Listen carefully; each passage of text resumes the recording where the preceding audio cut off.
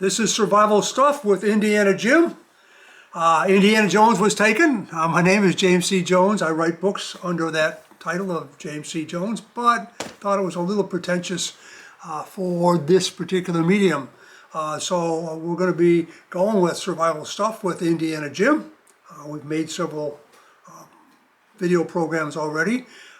Today we're going to finish the series where we started with the 10 principles of survival. We covered the first 5. We're going to cover the last 5 today. Just to let you know, by way of self-introduction, if you haven't seen any of our other videos, I am the founder of Live Free USA. I'm the author of a number of books published by Skyhorse Publishing in New York. You can also get those books on Amazon. The Ultimate Book of Survival Gear just came out. Advanced Survival, which was my first book.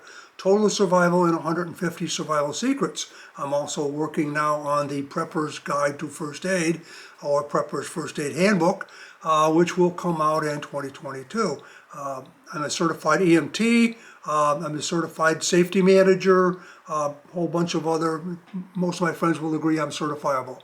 At any rate, I've been teaching survival for over 50 years. Live Free was founded in 1968. It's a nonprofit tax-deductible corporation.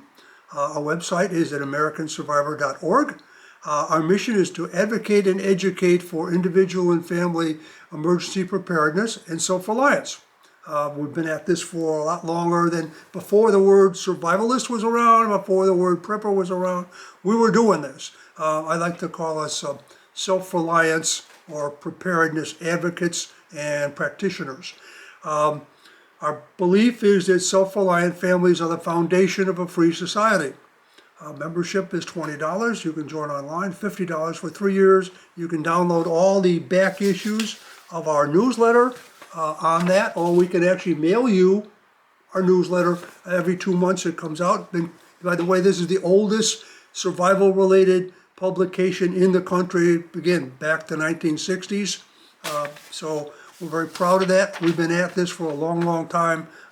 We've out-survived pretty much every other survival organization or preparedness organization in the country, probably the world.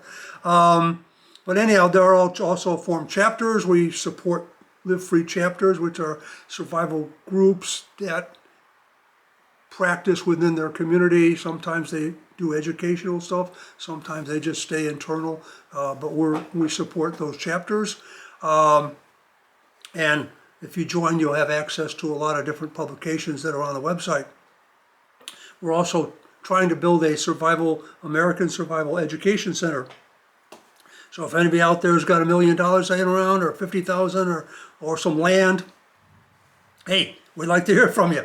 So anyhow, we're going to get into the last 5 of the 10 principles of survival. Now, just by way of review, the first 5 were anticipate, which means anticipate, like we anticipated the pandemic. Those of us that were really in the know, we did anticipate a pandemic is the most mathematically likely thing to happen, but we anticipate other kinds of things. And we also anticipated that if one bad thing happened, there's a domino effect and other things will happen, and you've certainly seen that. We anticipate that. If I'm out on the street or if I'm on the expressway, I can anticipate that semi up there is going back and forth because it's a windy day, and I can anticipate something bad is going to happen. You need to constantly be anticipating short-term and long-term. We talked about that in more detail in the first program. Be aware. And again, gathering information, always constantly, whether you're walking down the street and you're being aware of things around you, or you're aware of things that are happening in the world or in your community, what kind of crimes are happening. I talked about, did I get the Crime Watch report? I'm a member of that group in my community. What kind of crimes are happening? Okay, I need to put my car in the garage because there's a lot of car break-ins going on lately.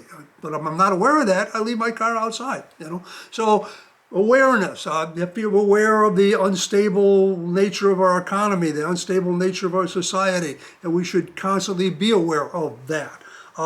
Be here now. Again, basically anticipate, be aware, and be here now all sort of fit together, the three of them. Be here now means be in the moment, be thinking about what's happening around you, whether you're on the street, at your job. Don't be daydreaming, don't be not watching where you're going, don't be have your nose stuck in that cell phone or those earbuds in your ear and you're listening to some music when you shouldn't be. Those are things to be done at home or when you're in a safe setting, but not, otherwise, we need to always be here now, be in the moment. You're out in the woods, watch where you're putting your feet. You don't want to step on a trip, you break your ankle in the woods, it's a lot worse than if you break your ankle at home. But those kind of things. Stay calm. And we talked about staying calm and how to stay calm. We talked about a breathing exercise where you inhale for 4 seconds, and then you hold it for 4 seconds, you exhale for 4 seconds, and then you wait 4 seconds, and you do that 3 or 4 times. You get that adrenaline level down, that carbon dioxide level in your blood all regulated a little bit so you can calmly make good decisions.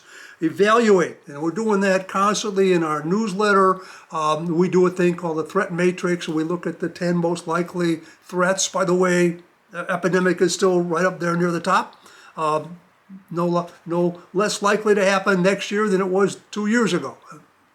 One epidemic does not affect the likelihood of another epidemic. But our society is weaker now from that one, so it'll be worse. But anyhow, you need to evaluate all your situations. What have I got? What can I do? What's the most likely, what's the first thing I have to take care of? All those kind of things. Evaluate the situation. So those were the first, anticipate, be aware, be here now, stay calm, and evaluate the first 5 that we talked about in more detail if you check out the other video that we made. The next 6 are do the next right thing, take control, have what you need, use what you have, and do what is necessary. And we're going to talk about those in a little more detail today. So the first thing is do the next right thing. Now that makes pretty much sense, but lots of times people do the next wrong thing. Okay, you don't want to get overwhelmed by a bad situation and make a bad decision. You do the one next right thing. I'm developing a first aid book right now, and I have procedures 1, 2, 3, 4, 5. You can't skip that. Like CPR. Somebody's having a heart attack. What's the next right thing to do? Well, first next right thing is not to run around the house or even start CPR. The next right thing is to call 911, get help coming on the way. And the next right thing after that may be to send somebody to get an AED. The next right thing after that is to do CPR. You can do those real quick. Okay, so what's the next right thing? In any situation, whether you're lost in the woods, the next right thing, stop and try to orient yourself. The next right thing is not to just run around in circles. So the next right thing, no matter what, do the next right thing. For instance, good example of that is a scenario, and one of the things you can learn from is reading survival stories about what people went through. Guy didn't tell anybody where he was going. He's up on a mountain. He falls into a 25-foot deep crevice in the snow in a blizzard. Nobody knows they're not going to miss him. They're not going to send anybody out for him. He's at the bottom of this crevice, and he's broken one arm. Real situation. What's the next right thing? Get to that next little foothold there, and the next handhold with the one hand you've got that's good, and move up a few feet off the bottom. Then look around and see if you can find the next one, and then the next one.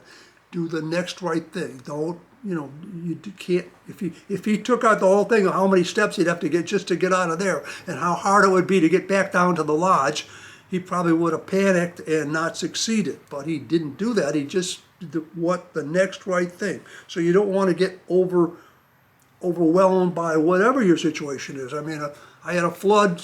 I get home, water's coming up the street toward my house. There's a big flood. The dikes had broken. The next right thing was to start getting things up out of the basement, and out of especially valuable things up out of the basement. That was the next right thing. The next right thing after that was to put my extra pump in place. The next right thing after that was to put, in case the water got overwhelming, to put the most valuable stuff in my truck so I could move everything that I needed. And by the way, I had most of the survival stuff and the main items in waterproof tote bins. So I was able to put those in and then put the last items in a couple of empty waterproof tote bins that I had for just that kind of a thing. But do the next right thing. The economy is on the verge of collapse. There's all kinds of other kinds of climate shift situations which are really happening. I'm seeing it today. I mean, today is May and it's 47 degrees out. Okay, things are happening. I have to be ready for these things. I have extra firewood. I have all kinds of other things. Next right thing. Focus on taking the one step at a time. Examples of this are, for instance, you're out in the woods in the rain. The next right thing is not to build a fire. The next right thing is to stay dry, okay? Number one survival rule in the woods or outdoors, don't get wet, okay? Don't get wet trying to start a fire. Stay dry, okay? So do the next right thing. So have the stuff that you'll need. Examples, put away for the economy, put away trade goods, maybe shift your job situation if the economy is going to get bad. Have a critical skill that people will need even if the economy falls apart. Develop a plan for getting by, maybe a garden, all kinds of other things, vegetable garden, how to can food, those kind of things. Those next right things that you're going to need to do in the event of an economic collapse. So that's number 6. Survival principle number 7, take control. You got this, okay? You have to take control. One of our mantras is, don't let things happen to you, happen to things, and preferably happen to those things before they happen, okay? And again, as I mentioned, these rules apply to everyday life and your whole life in general. When you let things happen to you and you're, oh, bad things happen to me. Well, yes, bad things happen to everybody. Crap happens, okay? I can tell you a lot of things have happened to me, okay? But, anticipating them and then happening to them, preparedness is really happening to problems before they happen to you. So that's the key to preparedness. And, as things start happening, you start to make a plan. I'm going to happen to this situation. What am I going to do about this situation? I lived in Chicago on the South Side, occasionally encountered scary situations on the street, and boom, boom, boom, right away, things are going like, well, if that happens, this is what I'm going to do. If that happens, this is what I'm going to do. This is my situation. You have to take control. You own this. You got this, okay? You got this. This is my place. This is my situation. This is what I know. And by the way, you can increase that and give yourself a lot more options. This is what I can do. You increase your skills. This is what I have with me, which you talk about gear and equipment. And I talk about that in one of my books, The Ultimate Guide to Survival Gear, that's out now. But you got this. You build your knowledge, build your capabilities, but you need to take control. You need to own this situation because nobody else is going to own it for you. And you're lost in the woods. There's an old saying, you are never lost because you know where you're at. Yeah, everybody else doesn't know where I'm at, okay? And I don't know where this is to get from here to there, but I own this part of the woods. This is it. I own it. I'm going to build a shelter. I'm going to, start a fire. I'm going to do, different things I need to do to survive because I'm taking control of this situation.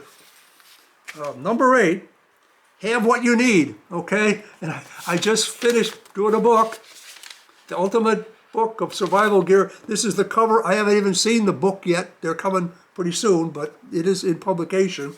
But I realized that after 50 years, I had a lot of stuff. Tremendous. I got like 12 stoves. I got 6 different packs. I got, 10 different first aid kits. Don't even talk about weapons and other stuff like that.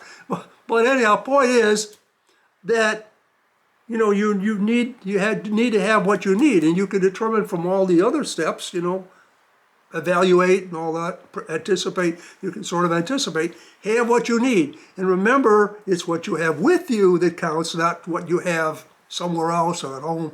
So we talk about home preparedness and home kits, and in my books, especially in Total Survival, but also in the newsletter, the Live Free newsletter, American Survivor.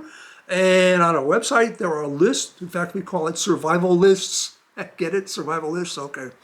At any rate, we have the Get Home Pack, what you need to keep in your vehicle or in your office. So if you can't do anything else, if you have to walk home, a disaster, the transportation's down, the roads are blocked and everything, you have a little Get Home Pack.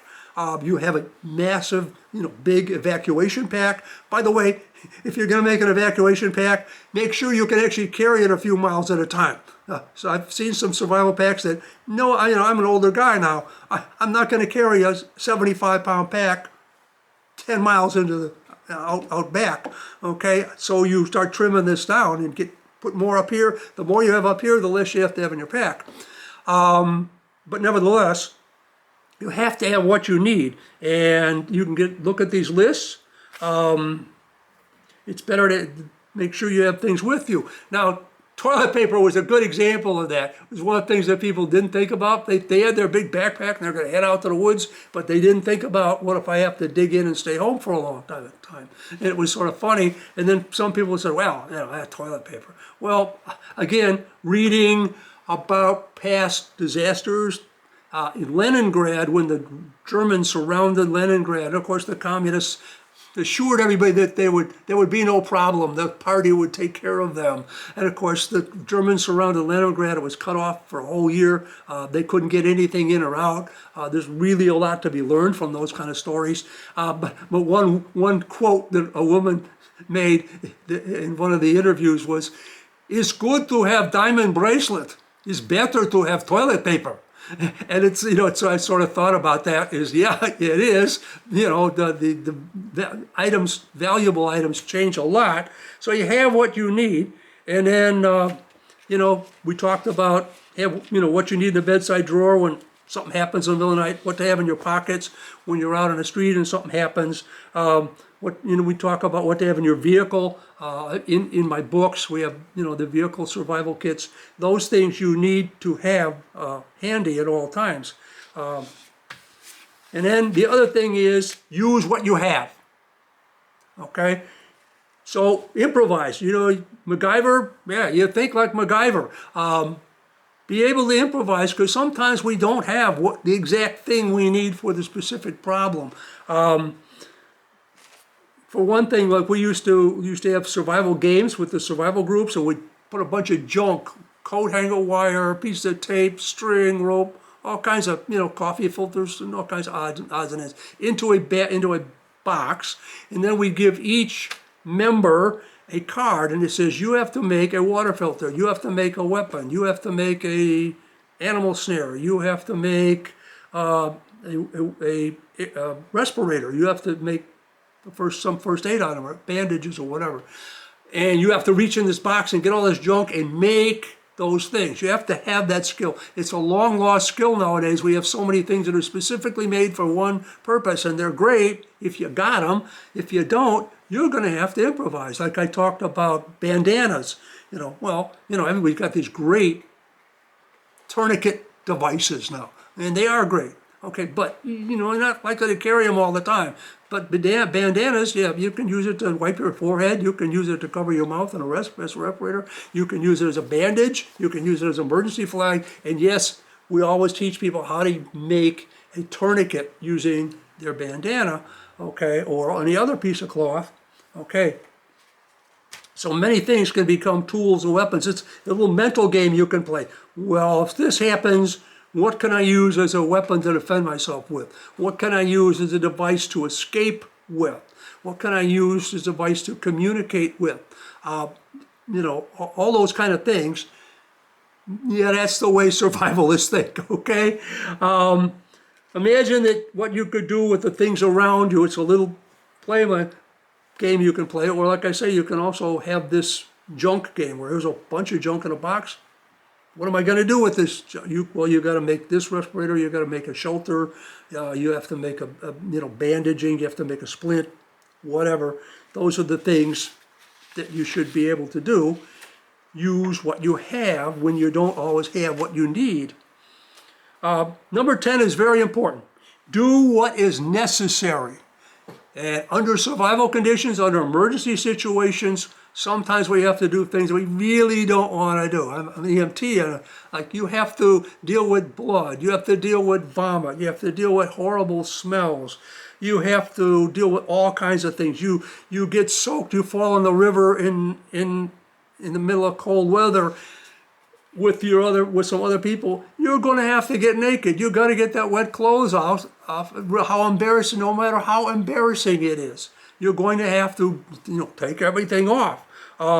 You don't worry about your personal prejudices, your pride, your fears, your embarrassment. Those all have to go out the window under a survival situation. This is very, very important that you steel yourself to be able to do those kind of things. We all live a very comfortable life.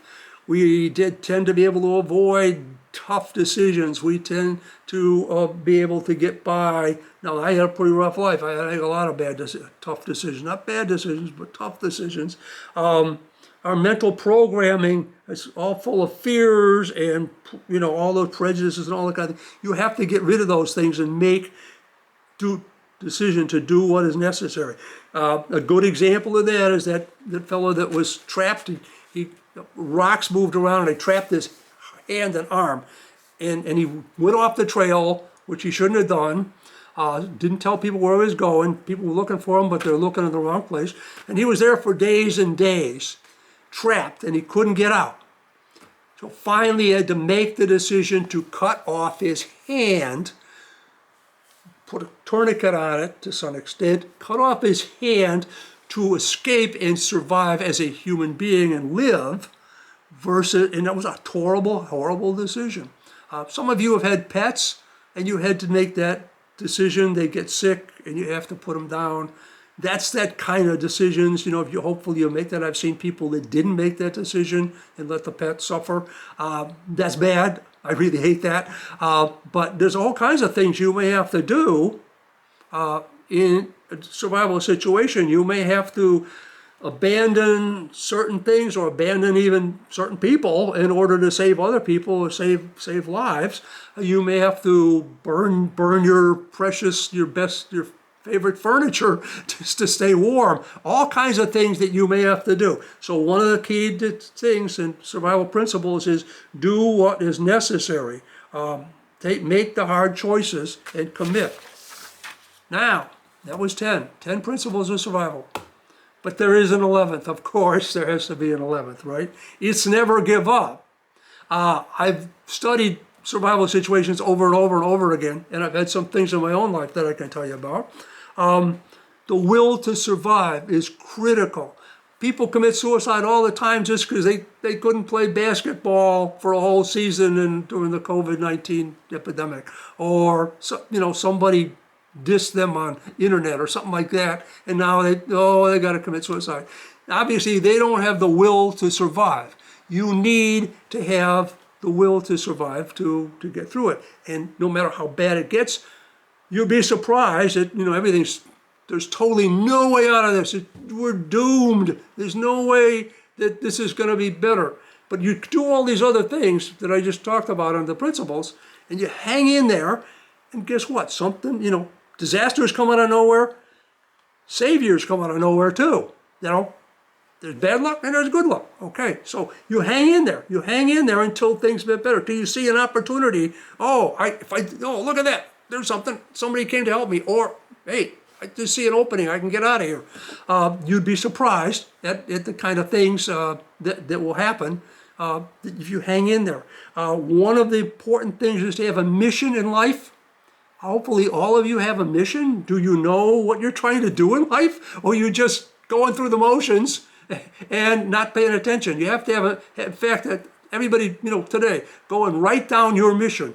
my mission in life is to, do this and this, raise my children, help my community, be a better person, whatever you want in the mission. But you should have a written mission of what your life is about. I've heard people say they spent their whole life climbing the ladder of success, only to realize they climbed the wrong ladder. They got to some place when they were 67 years old, and I was like, I didn't really do anything. I made a lot of money, big deal, but I didn't really make any difference in the world, So, you think about, sometimes one of the things, I think it was Stephen Covey said, think about what you'd like people to say at your funeral, and then work toward making that happen. By the way, I want people to say, look, he's still alive. But anyhow, so much for that.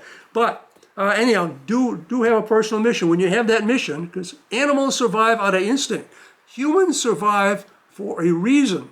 And I can tell you many, many stories of people that got in survival situations and just gave up and sat there and died when there was all kinds of available food and shelter and things if they just really tried or put their mind to it. So don't be that person that gives up. Have that mission. So think about writing a mission statement, okay? That it's worthy of you and worthy of your society.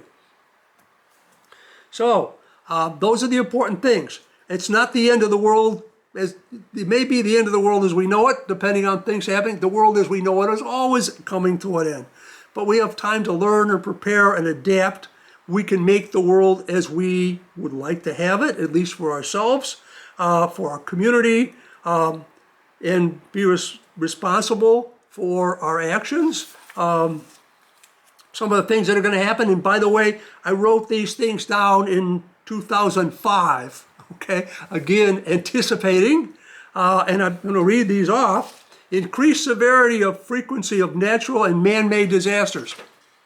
Is that true? Sure it is. Mathematically, everybody knows that. Okay. Ineffectuality and bankrupt government services. Again, all these things are constantly drawing away. All that money that they gave away during the COVID-19, that's out of the economy now. Fire departments, police departments are all short of funds, and it's not going to get better. It's going to wind up more and more on the individual. Unrest among unemployed and on welfare. You notice that, huh? Okay, again, wrote 2005. Increased activity of extremist groups and criminal organizations. Again, predicted it, awareness, there it is. And this is continuing to increase more and more. The internet is making it even worse because, as I mentioned earlier in one of my other videos, when you go on and you check out a survivalist website, that's good. But then the logarithms in the internet systems and the Facebook will take you to another little more extreme survivalists, and then the doomsday guys, and then the conspiracy guys, and it'll take you down that route because that thinks that that's what you're interested in. It will never let you look at a balanced, situation. So I hope we're trying to correct that a little bit, but nevertheless, it's making us more and more divided. Everybody's in this little thing, these little tribes, because that's what the internet does to them. Abandonment of the inner cities. Wow, well, do we see that? Yeah, probably in 2005 no one could see that, but we're definitely seeing that now. Increased prices and shortages of fuel, water, food, natural gas, electricity, and everything. That will be a very slow process in most cases, but it's definitely inevitable as we get bigger and bigger populations and less supplies. So, you have a finite amount of resources and an infinitely growing population. I did mention, and this is happening, years and years ago, somebody said, well, what's going to happen? And I said, well, the population, and this is not just me, it's scientists predicted this, the population is growing so fast that eventually the Earth won't be able to support that, and then Mother Nature will take care of that problem, and it won't be pretty. And we're starting to see that now. It could be wars, it could be revolutions, it could be epidemics, pandemics, all these kind of things. In fact, they're all kind of happening now. And unfortunately, I'm not happy about that, but we predicted it and we're kind of ready for it. Your mission really is to prepare to meet both these talked about acute disasters where they happen to maybe just you, or they happen real fast, like an explosion, nuclear war, those kind of things. Be prepared to deal with those. Be prepared. Home safety is an important thing too. Don't forget, if your house burns down and all your survival stuff burns down, it's a big disaster for you, and this is what we're talking about. So you have to be safe. If you get seriously injured or your health issues are bad, that's survival too. It's not just I've seen people with these big backpack and they're smoking a cigarette, and I'm like, wait a minute, that's going to kill you faster than you're ever going to need that backpack if you can carry it at all. So your health is an important issue, okay? And we cover that throughout my books and throughout my lectures. But anyhow, both those acute disasters and of course prepare and build yourself up to be able to survive the chronic disasters, which we're talking about.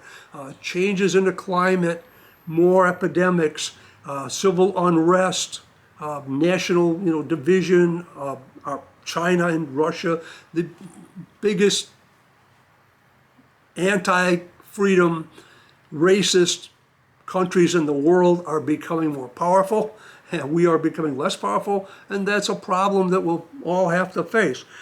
Prepare the next generation, for God's sake. You got children, grandchildren. This is your mission. You can see my mission is to prepare the next generation to stay alive, obviously. But another thing is, life without freedom is not worth living. That's another one of my philosophies, and I hope it's yours. So you want to be able to stay alive. You want to be able to keep your friends alive, keep the good people alive, and you want to stay free. And that is part of your mission. Preserve the values values of respect and responsibility and independence that are our American values.